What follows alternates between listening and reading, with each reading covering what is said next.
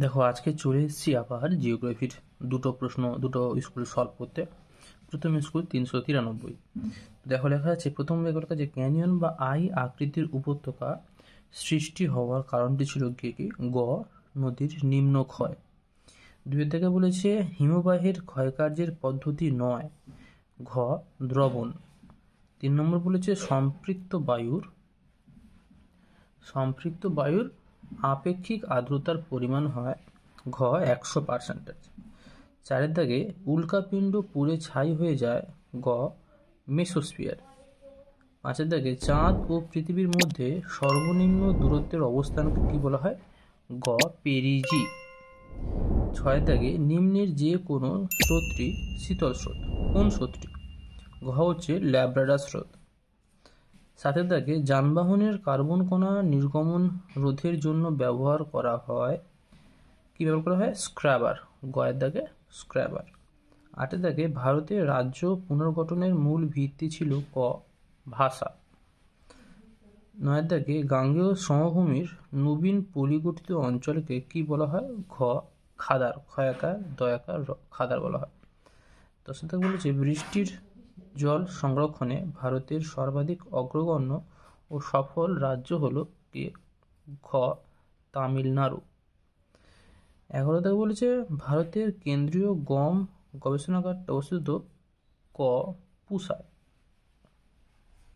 কোথায়? পুসায়। এরপর বলেছে 12 দাগে ভারতের শ্রেষ্ঠ তথ্য প্রযুক্তি শিল্প কেন্দ্রটি হল গ, বেঙ্গালুরু। একটি কর মুক্ত বন্দর হল ক, কান্ডালা। 74 M/7 মানচিত্রের সংখ্যাসূচক স্কেল হল 1:50,000, 1.1:50,000। এরপর আমরা শুদ্ধ অশুদ্ধ চলে যাব। প্রথমটা বলেছে অর্ধচন্দ্রাকার তির্যক বালিয়াড়ি শিব বালিয়াড়ি নামে পরিচিত। এটা ভুল, এটা অ্যাকচুয়ালি বারখান হবে, এটা অশুদ্ধ হবে, এটা বারখান। ওজন ঘনত্ব মাপার জন্য একক হলো ডবসন একক। এটা ভুল, কেন? এটা এই যেটা আছে সেটা ঠিক হবে। ওজন ঘনত্ব মাপার একক হলো ডবসন, এটা ঠিক। উষ্ণ স্রোত ও শীতল স্রোতের মধ্যবর্তী সীমারেখাকে বলা হয় হিমরেখা। এটা ভুল, কেন? এটাকে হিমপ্রাচীর বলা হয়, হিমপ্রাচীর। 4 দাগে বিষাক্ত আর্সেনিকের প্রভাবে জাপানে মিনামাটা রোগ হয়েছিল। এটা ভুল, মিনামাটা হয়নি, কি হয়েছিল? পারদ রোগ হয়েছিল। 5 দাগে থর মরুভূমির চলমান বালিয়াড়িকে বলে ড্রিয়ান। সঠিক। 6 দাগে ভারতের সর্বাধিক জনঘনত্বপূর্ণ রাজ্য হল বিহার। সঠিক।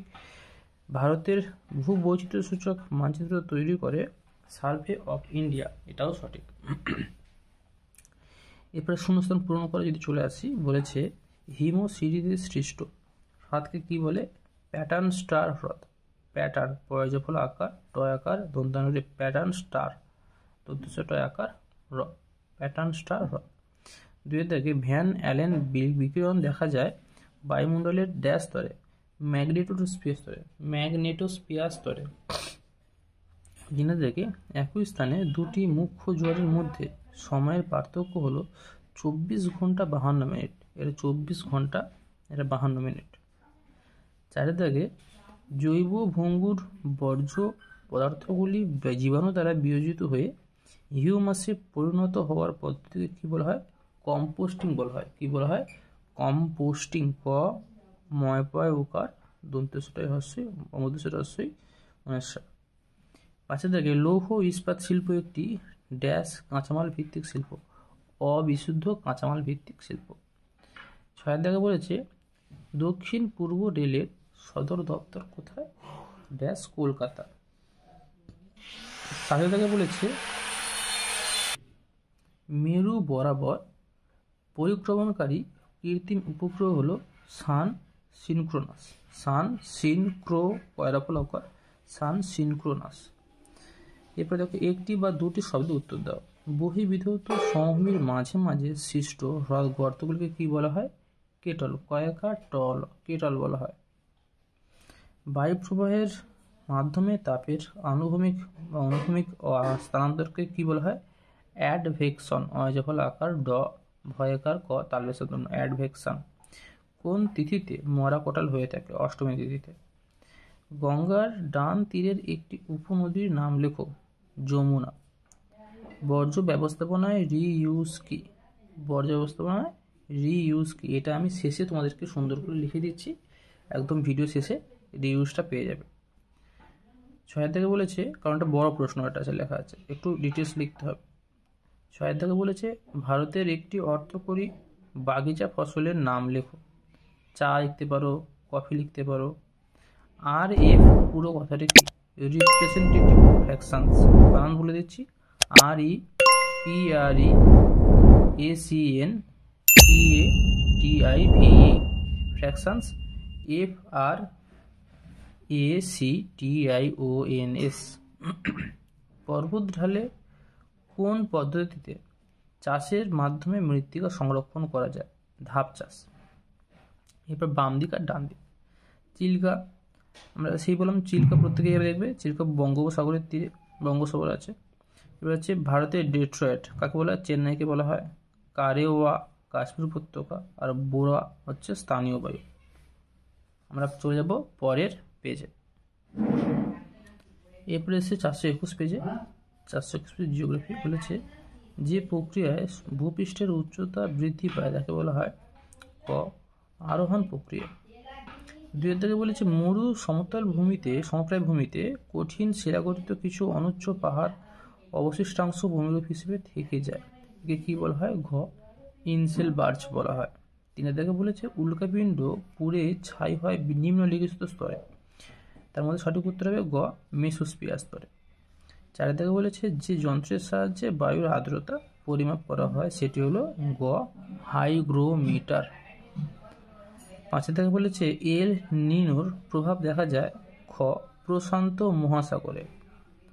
6 দাগে পৃথিবীর থেকে চাঁদের দূরত্ব যখন সবচেয়ে কম হয় তখন যে জোয়ার সৃষ্টি হয় তাকে বলে গ পেরিজি জোয়ার।